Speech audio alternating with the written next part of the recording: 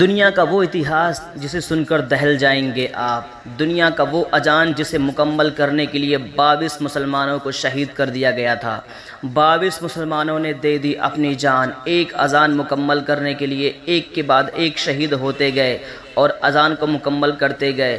اور لوگوں نے اپنی موت کو گلے لگا لیا۔ 1931 کا یہ منظر جس میں کشمیری سینٹرل جیل کے سامنے کشمیری جمع ہوئے تھے، جن میں ڈوگرا راج نے بغاوت کا الزام لگایا تھا، جس کا وہ کشمیری مسلم ویرودھ کر رہے تھے۔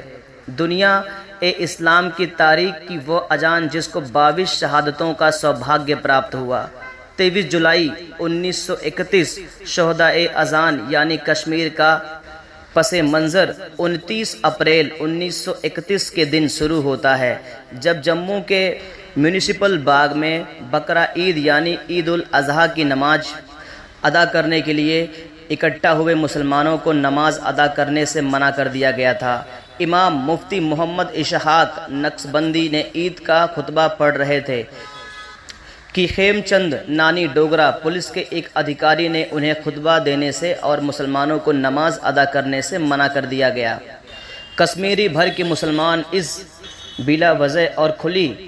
زیادتی اور اپنی مذہبی آزادی پر گمبھیر حملے پر بھڑک گئے۔ 25 جون 1931 کو سری نگر میں توحید کے متوالوں نے ڈوگرا راج اور اس کے ظلموں کے ستم کے واقعات کے خلاف مظاہرہ کیا اور بہت بڑا جلسہ آیوجت ہوا، جس میں عبد القادر نامی توحید کا متوالا ایک نوجوان نے اپنی جگہ سے اٹھ کر اور بلند آواز میں ایک رومانچک تقریر کی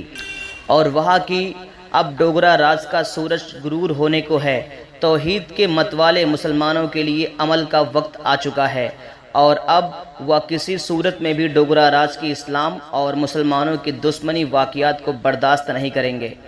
ڈوگرا راج کے ادھیکاریوں نے عبد القادر نامی اس نوجوان کو اسی شام گرفتار کر لیا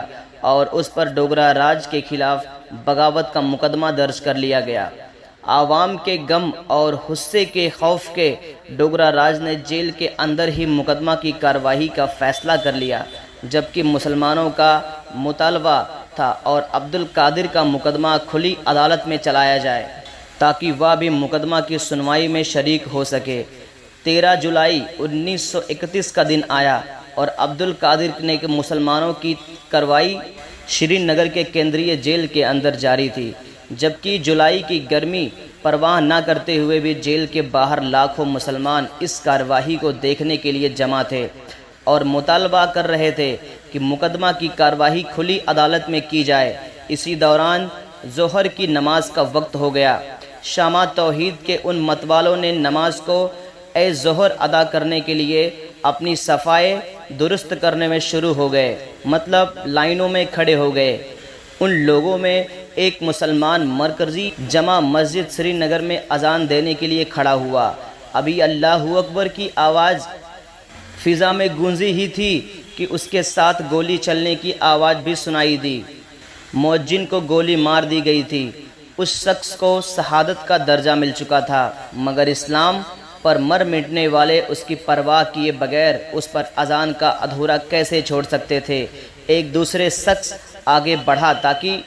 باقی کی اذان مکمل کرے تو اللہ اکبر کی دوسری صدا کے ساتھ ہی شروع ہوئی اور اس کے ساتھ گولی پھر سے چلی۔ مؤذن کو بھی خون میں لت پت کر دیا گیا، مگر توحید کے متوالے اس جوشیلے بھیڑ میں سے کسی کو یہ قبول نہ تھا کہ انہوں نے جس نماز کی نیت کی ہے اس اذان کی پوری نہ ہو پائے، تو اس طرح سے ایک کے بعد ایک اذان کے الفاظ ادا ہوتے رہے اور گولیوں سے جمع شہادت نوش کرتے رہے۔ تاریخ اسلام کی اس یادگار اور انوکھی اذان کو مکمل کرنے کے لیے 22 مسلمانوں نے اپنے خون کی قربانی پیش کی اور اپنے ہمت سے یہ ثابت کر دیا کہ اذان پر کوئی پابندی نہ لگا سکے